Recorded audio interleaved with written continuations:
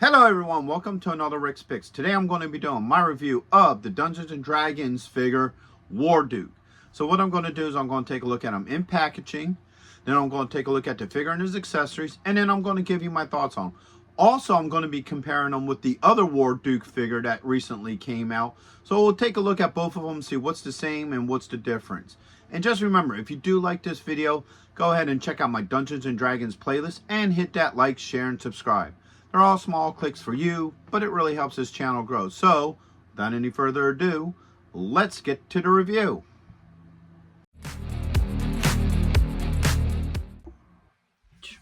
Alright, so here he is in packaging. I love this art on the front. That looks really cool. I like how the sword looks with the lava or whatever on it. Some really nice artwork. You got the Dungeons & Dragons logo, Warduke, Ultimate Action Figure. All right, open it up. On this side here, you got the figure with a background that looks really nice. I like the detail for that. Oops. There you go. And then on this side, you got the actual figure in an open clamshell. You can see all his accessories. And then this closes up.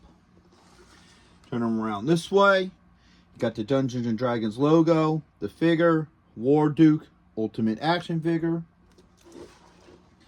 Spinning around to the back here, you got the Dungeons & Dragons logo, Warduke, a little bit about the figure, some poses you can put them in, and also the other figure that's available at that point in time.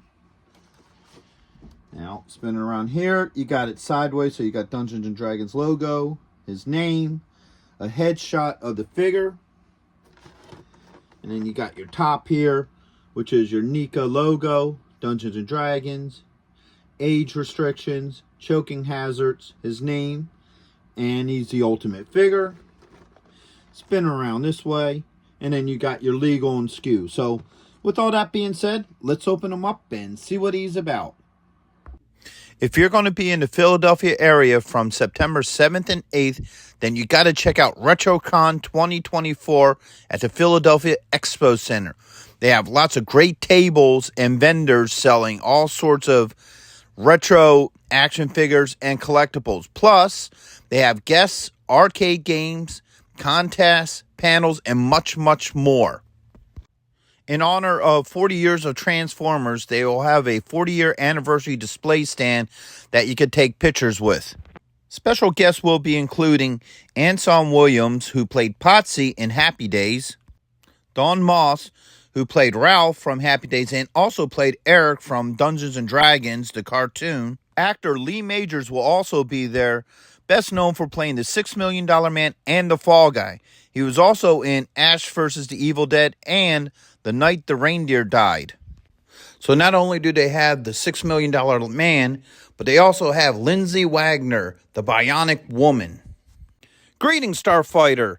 Lance Guest will also be appearing, best known as starring in the movie The Last Starfighter, and also appearing in both Halloween 2 and Jaws the Revenge. And right next to him will also be Catherine Mary Stewart, best known for The Last Starfighter and also known for Night of the Comet and Weekend at Bernie's.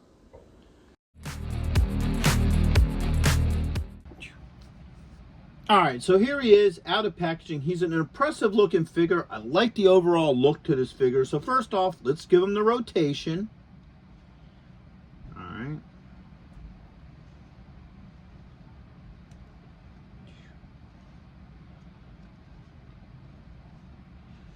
Alright. Boom. So he has a lot of really cool looking details. So one thing I do like about, I love this metallic look to the blues. You know, it gives him a real sense of pop, like with his helmet, his arm, and his leg armor. I really like that. I like this brass gold look to his arm, his belt. The same with his medallion and necklace. You know, so there's also a really nice wash that kind of brings out the highlight of some of his muscles and just the overall detail to this guy. Now, he does have a couple issues here, and I noticed this was the same issues I had with the other Warduke figure, is that the red needs to be dressed up a little bit. It still looks a little bit like painted on. that it doesn't look like it's, you know, that like if they would have did just like one more coat of the red, it'd probably look a lot better. Plus they got a little sloppy with some of these spikes. If you can look on the gold here, you can see some blue on it.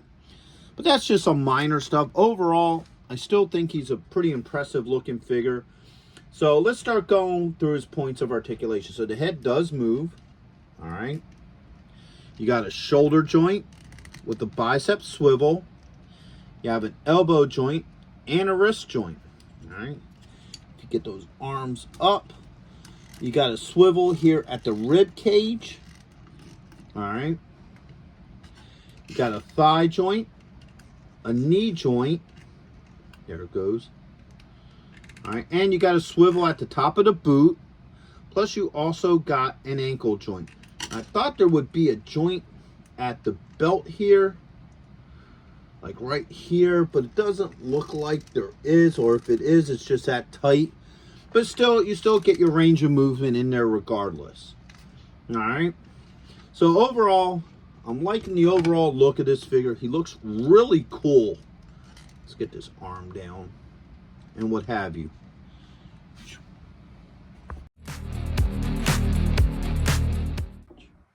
So now let's start looking through his accessories. First off, he comes with this really cool looking shield. I like how the shield looks, like even the back of it. You have a bar here for the hand, and then you got the strap here that the arm goes through. So we'll see how well that works. All right, it comes with a sword.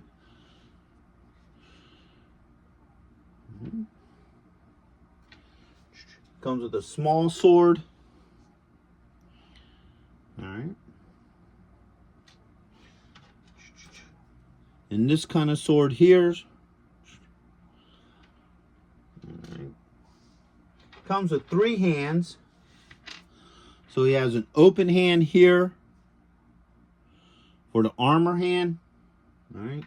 Actually, that might even be used for the shield. We'll find out in a minute. All right. And then he has, this looks to be a holding hand. Okay. And then he has a pointing hand. Apparently he needs to tell somebody where to go because, you know, it's that important that he has a pointing hand. So let's start looking at some of these accessories, all right? So first off, you have this hand here. Oops, I almost forgot. He does have a flame effect for the sword. Now this looks really neat because they got like the yellow, they got the orange. So there's a lot of detail put into that. So now let's see how well some of these weapons work with them. So first off, let's start with the sword. All right. Let's look at this guy here. So his fingers are really tight. They don't want to move much. So let's start with the smaller ones with this hand. All right. All right. So we can get that small sword into this hand. I don't have any issues with that. All right, this hand here. Let's see if we could get this sword in here. All right, so you don't got much play in the fingers. All right. So I was able to get this sword in this hand as well. All right. So the swords do work with the hands. At least these small ones. Really, really tight, but it does work if you just take your time and work it a little bit. All right. These swords will go in and out of these hands. All right. Now, both of these swords, they have sheaths. So if you look on this side, that should be for this one. That just slides right in there. All right. No issues with that one. Spin them around this way. Get this arm up. This sword goes in here. Should be a little tight, but it does go in. All right, so that's your 2 short swords. Now let's get to the long sword. All right. This hand looks a little bit wider, so I'm going to try the sword with this hand. All right. Pops on and off pretty well. No issues. Yeah, man, these hands are tight. So it's going to be fun trying to get that pummel past there. All right, hold up. And the reason why I'm going with this hand is because it's the bigger hand, so it probably fit the sword easier. There we go. All right, so I was able to move the fingers around. And I was able to get this sword into this hand with no issues. All right. So there he is with that sword. Let's try this flame effect. Let me spin this around this way. Man, that's really, really tight.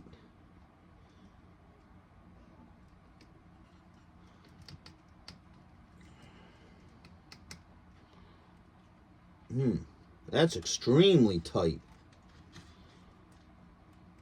Man. Alright, so I'm trying to work this on here. It's a tight fit.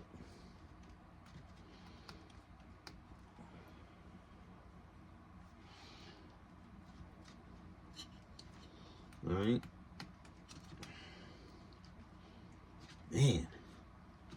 Alright, so I'm having problems here with this. This here is really tight. I mean, really, really tight. I'm going to pull it out of his hand.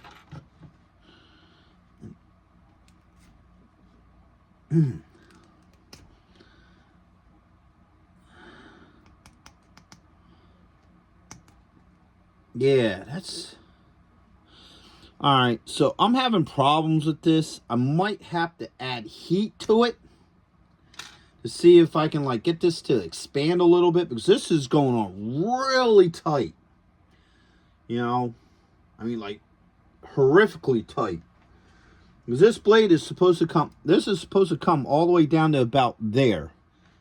And for some reason, it's just that tight. You know, I mean, that's like really, really tight. I'll try it one more time. Maybe if I try to expand this out a little bit. Hold up.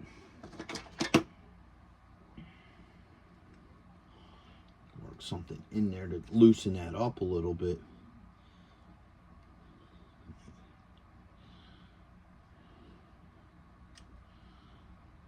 Right now, I'm starting to get nervous about moving that sword through there, because I'm really afraid that if I push it too much, it may break the sword. Yeah, that's really tight. So right now I'm letting that flame effect sit in some hot water. See if we could cool that, I mean, get that nice and soft. So while that's doing that, let's put this on his arm. So this is pretty much the arm it looks like it belongs on.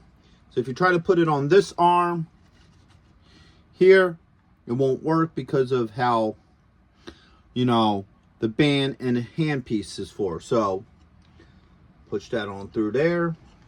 Let's open up this hand. You know what? It might be easier to do it this way. Put it on the hand first and then maneuver it.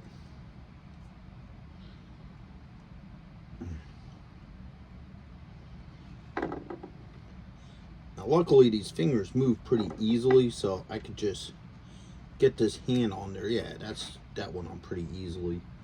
So now I'll put that there.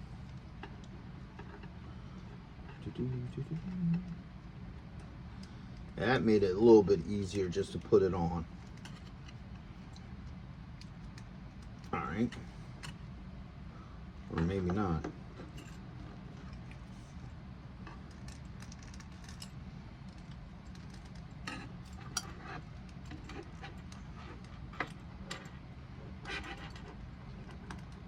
There it goes.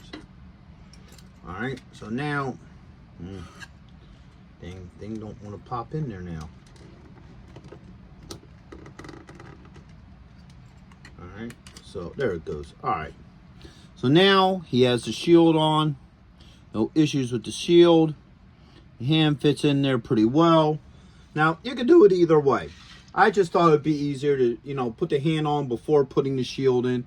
But if you want to keep the hand on and put the shield on, it's all a preference thing. So, now that this thing's been cooking in the hot water, let's see how well this slides on. Yeah.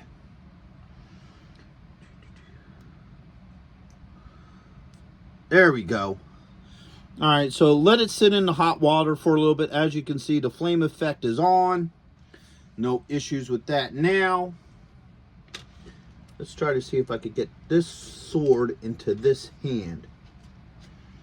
Like I said, the part that makes it hard is the pommel. Trying to get the pommel around any of this is a little bit of a pain.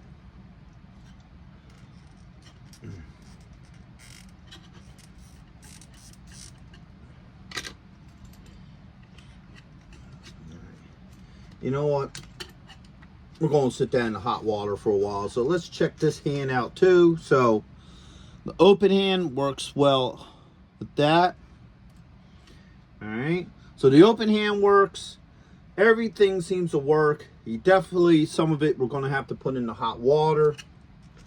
Here, let's swap this out. Let me see. Oh, man, that is hot. Yeah, that opened that right up. Look at that.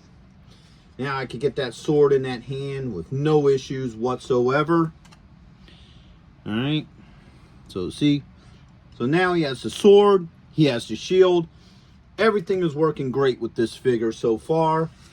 All right. Put that to the side. Now, let's see how well the sword fits in its sheath. Spin them around this way. Slide that. Ooh, that's tight too.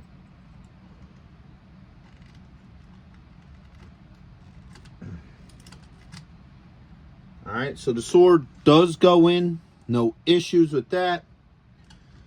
All right. So the sword fits in there. Everything fits fine for now.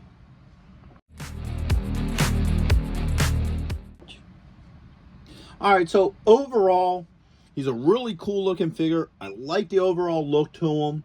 He definitely looks very menacing. A few issues I have with him is the factor that, you know, the paint is a little bit sloppy up in here, but that's not a real big deal.